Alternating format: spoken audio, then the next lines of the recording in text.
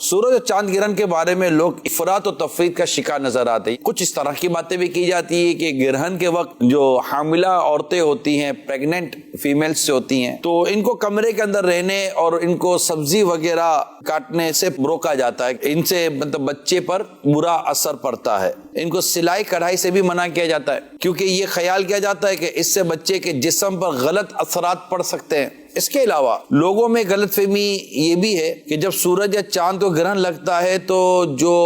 ایسی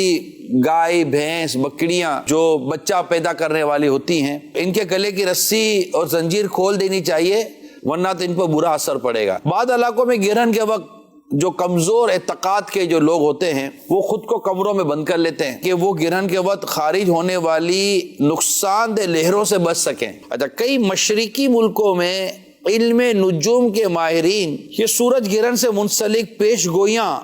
کرتے ہیں جن میں کسی تباہی یا نقصان کی نشاندہی کی جاتی ہے۔ اچھا، عرب معاشرے میں بھی سورج اور چاند گرہن کے متعلق عام خیال تھا کہ یہ کسی بڑے واقعہ، مثلا کسی کی وفات یا پیدائش کی وجہ سے یہ چیزیں ہوئی ہیں۔ جب دنیا کے نقشے پر اسلام کی انقلابی دعوت ابھری تو اللہ تبارک و تعالیٰ کے پیارے حبیب صلی اللہ علیہ وسلم نے ان باطل، غلط تصورات، توہمات کو ختم فرمایا۔ جس دن اللہ تبارک و تعالیٰ کے پیارے حبیب صلی اللہ علیہ وسلم کے شہزادے حضرت سیدنا ابراہیم رضی اللہ تعالی عنہ انتقال کر گئے، اچھا اسی دن سورج گرہن ہوا۔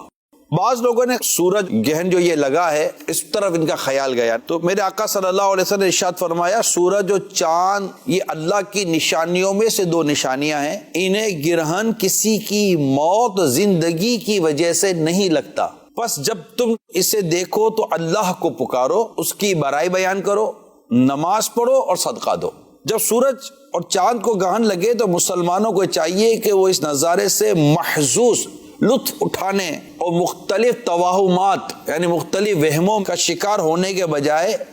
اللہ کی بارگاہ میں حاضری دے اور گر گرا کر اپنے گناہوں کی معافی طلب کرے۔ میں ایک بات بتاتا چلوں